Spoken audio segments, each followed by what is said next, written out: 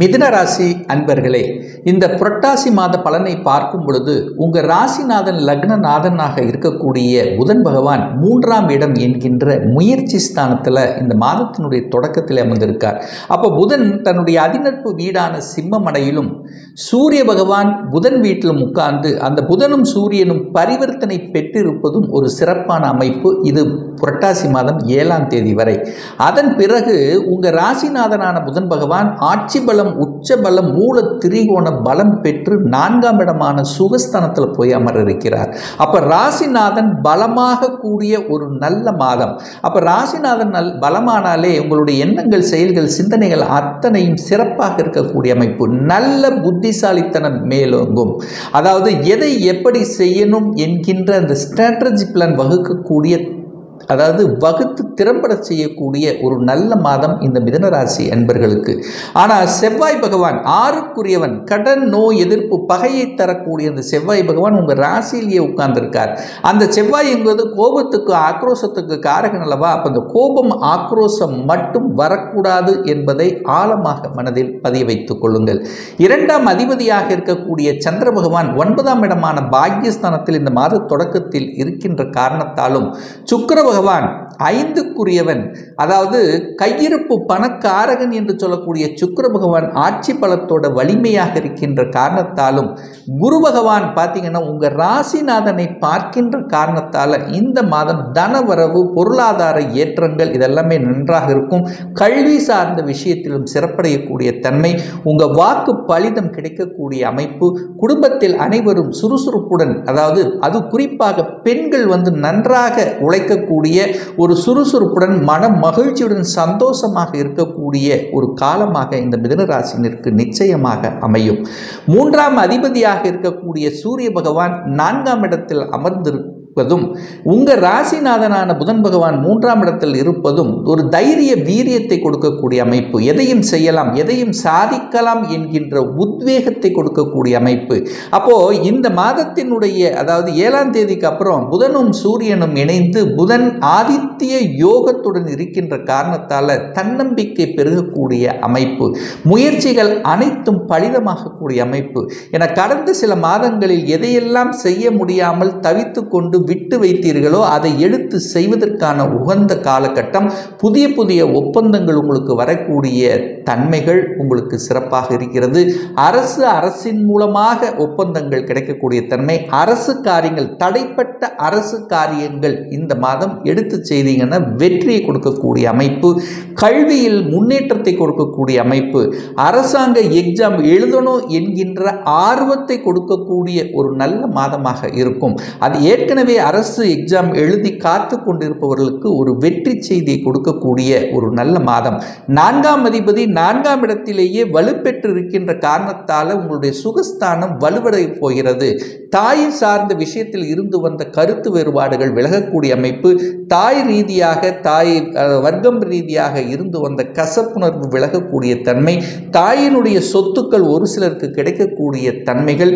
சொத்துக்கள் வாங்கக்கூடிய உகந்த நேரம் அப்படின்னு சொல்லலாம். ஏன்னா 4ஆம் அதிபதி சொத்துக்கள் குறிக்கக்கூடிய அமைப்பல்லவா? வீடு, வண்டி, மனை வாங்கக்கூடிய அந்த யோகம் இந்த மாதம் சிறப்பாக இருக்கு. ஏன்னா அந்த வீட்டுக்கு காரகன், வாகனத்துக்கு காரகனான சுக்கிரன் ஆட்சி பலம் வலிமையாக, ஸ்தான பலத்துடன் வலிமையாக இருக்கின்ற காரணத்தால் நிச்சயமாக ஒரு சிலர் பார்த்தீங்கன்னா விவசாய நிலங்கள் வாங்கக்கூடிய யோகம் இருக்கிறது. ஒரு சிலர் வீடு கட்டுவதற்கான இடத்தை வாங்கக்கூடிய அமைப்பு, அல்லது ஒரு சிலர் கட்டின வீட்டை வாங்கக்கூடிய அமைப்பு, அல்லது வீடு ஏற்கனவே இருந்தாலும் அதை ஆல்டர் பண்ணக்கூடிய வாய்ப்புகள், சந்தர்ப்பங்கள் சிறப்பாக இருக்கிறது. இதுவரைக்கும் வீட்டிலே இருந்தாலும் ஏதோ ஒரு மாதிரியாக இருக்கிறது, வீட்டிலேயே இருக்கவே பிடிக்கலை என்று இருக்கக்கூடிய இந்த மிதுனராசி என்பர்கள் இப்போ இந்த வீட்டில் இருக்கக்கூடிய, வீட்டில் மன மகிழ்ச்சி, சந்தோஷத்தை தரக்கூடிய சில நல்ல பல விஷயங்கள் நடக்கக்கூடிய ஒரு நல்ல மாதமாக அமையும். 5ஆம் அதிபதி 5ஆம் இடத்திலேயே ஆட்சி பலத்தோட வலிமையாக இருக்கும்போது பூர்வ புண்ணிய ஸ்தானம் பலப்பெறப்போகிறது அப்படின்னு சொல்லலாம். 5ஆம் இடம் என்பது குழந்தை ஸ்தானம். குழந்தைகள் நல்லபடியாக இருக்கக்கூடிய அமைப்பு. என அந்த ஸ்தானாதிபதி வலிமை பெற்றிருக்கார். அப்போ குழந்தைகள் நன்றாக இருக்க போகிறது. போகிறது. குழந்தைகளிடம் இருந்து வந்த மனக்கசப்புகள் நீங்கக்கூடிய ஒரு நல்ல மாதம். உங்களால் குழந்தைகளுக்கும் குழந்தைகளால் உங்களுக்கு நல்ல பல அனுகூலங்களை கொடுக்கக்கூடிய ஒரு மாதம் அப்படின்னு எடுத்துக்கலாம். அப்போ குழந்தைகள் விஷயத்தில் மனமகிழ்ச்சி, சந்தோஷம், நற்பெயர் கொடுக்கக்கூடிய ஒரு காலகட்டம். இதுவரைக்கும் பார்த்தீங்கன்னா குழந்தை பிறப்பு சார்ந்த விஷயத்தில் தடைகளை கொடுத்து கொண்டிருந்த உங்களுக்கு இப்போ இந்த மாதம் பார்த்தீங்கன்னா அந்த 5ஆம் அதிபதி வலிமை பெற்றிருக்கிறார். 5ஆம் அதிபதி வலிமை பெற்றால் என்ன? குழந்தை பாக்கியம் உங்களுக்கு கிடைக்கப் போகிறதுன்னு அர்த்தம். இதுவரைக்கும் எத்தனை முயற்சிகள், எத்தனை பிரார்த்தனைகள் செய்திருந்தீர்களோ, ஏன்னா 5ஆம் இடம் என்பது குலதெய்வத்தை குறிக்கக்கூடிய ஒரு இடம் அல்லவா? அப்போ குலதெய்வம் என்கின்ற அந்த கடவுளினுடைய அனுகிரகம் கிடைக்கக்கூடிய ஒரு நல்ல காலகட்டமாக இருக்கிறது. எதிர்பாராத வகையில் சில நல்ல மாற்றங்கள் உங்களுக்கு கிடைக்கப் போகிறது. எந்த மாற்றத்துக்காக நீங்கள் ஏங்கிக் கொண்டிருந்தீர்களோ, எதற்காக இத்தனை நாட்கள் காத்து கொண்டிருந்தீர்களோ, ஒரு நல்ல செய்திகள், நல்ல மாற்றங்களை வரவிக்கக்கூடிய ஒரு மாதம் தான் இந்த புரட்டாசி மாதம் மிதுன ராசி அன்பர்களுக்கு. 6ஆம் இடத்தை குரு பகவான் பார்க்கிறார். அப்போ வேலை கிடைக்கப் போகிறது, நல்ல வேலை அமைய போகிறது. வேலை மாறணும் என்கின்ற எண்ணத்தில் இருக்கின்றவர்களுக்கு அந்த எண்ணங்கள் பூர்த்தியாகக்கூடிய ஒரு நல்ல மாதம். ஒரு நல்ல வேலைக்காக அப்ளை பண்ணி காத்து கொண்டிருக்கிறேன், அது குறிப்பாக வெளிநாட்டுக்கு போகணும் என்கின்ற எண்ணத்தில் இருக்கிறேன், அந்த எண்ணம் ஈடேறுமா என்கின்ற ஒரு கொஸ்டின் கேள்வி கேட்டீங்கன்னா நிச்சயமாக ஈரேடும். என குரு பகவான் 12ஆம் இடத்திலிருந்து 12ஆம் இடத்தை சுபத்துவமாக்கி கொண்டும் 8ஆம் இடத்தை பார்த்தும் 6ஆம் இடத்தை பார்த்திருக்கிறதுனால வேலை சார்ந்த விஷயத்தில் தன்னுடைய ஊரை விட்டு வெளியே அதர் டிஸ்ட்ரிக்ட், அதர் ஸ்டேட், வெளிநாடு செல்லக்கூடிய யோகத்தை இந்த கோச்சார கிரகங்கள் இந்த மாதம் நன்றாக இருக்கிறது. அப்போ வெளிநாட்டுக்காக எந்த முயற்சி எடுத்தாலும் அந்த முயற்சிகள் பலிதமாகக்கூடிய தன்மை. ஏற்கனவே நான் வெளிநாட்டில் இருக்கிற, அந்த வெளிநாட்டில் ஒரு நல்ல வேலை அமையுமா அப்படின்னா நல்ல வேலை அமையும். அல்லது வெளிநாட்டிலேயே நான் குடியுரிமை பெற்று அங்கேயே தங்கணும் அப்படிங்கிற எண்ணத்தில் இருக்கின்றவர்களுக்கும் பிஆர் கிடைக்கக்கூடிய வாய்ப்புகள், சந்தர்ப்பங்கள் இந்த காலகட்டம் உங்களுக்கு சிறப்பாக இருக்குன்னு சொல்லலாம்.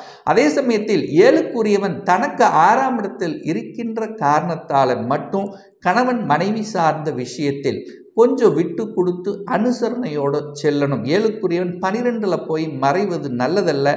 ஆனாலும் அது சுக்கிரன் வீட்டில் இருக்கிறதுனாலும் அந்த சுக்கிரன் ஆட்சி பலத்தோட வலிமையாக இருக்கிறதுனால பெரிய தீமைகள் ஒன்றும் உங்களுக்கு வரப்போவது இல்லை. 8ஆம் இடத்தை குரு பகவான் பார்ப்பது திடீர் அதிர்ஷ்டத்தை கொடுக்கக்கூடிய, எதிர்பாராத மாற்றத்தை கொடுக்கக்கூடிய அமைப்பு என்பது இந்த மிதுன ராசினருக்கு நிச்சயமாக பொருந்தக்கூடிய ஒரு மாதம் புரட்டாசி மாதம். எதிர்பாராத விஷயத்தில் தன லாபம் கிடைக்கப் போகிறது. எதிர்பாராத விஷயத்தில் கொடுத்த பணம் உங்களுக்கு திரும்ப வர கிடைக்கிறது. எதிர்பாராத விஷயத்தில் வழக்குகள் நிலுவையில் இருந்த அந்த வழக்குகள் இந்த முற்றுப்புள்ளி வைக்கக்கூடிய, வழக்கு அடுத்த நிலைக்கு செல்லக்கூடிய தன்மைகள் இருக்கிறது. ஒரு வலி வேதனையை கொடுத்து கொண்டிருந்த விஷயங்கள் இப்போ அதிலிருந்து விடுபடப் போகிறீர்கள். உடல்நலத்தால் பாதிக்கப்பட்டிருந்தது, எந்திரிக்கவே முடியல, ஒரு மாதிரி தொல்லைகள் கொடுத்து கொண்டிருந்தன. இப்போ இந்த மாதம் ஒரு நல்ல டாக்டர் அறிமுகமாகி உங்களுக்கு அது சிறப்பை பெறக்கூடிய அமைப்பை உருவாக்கிவிடும்.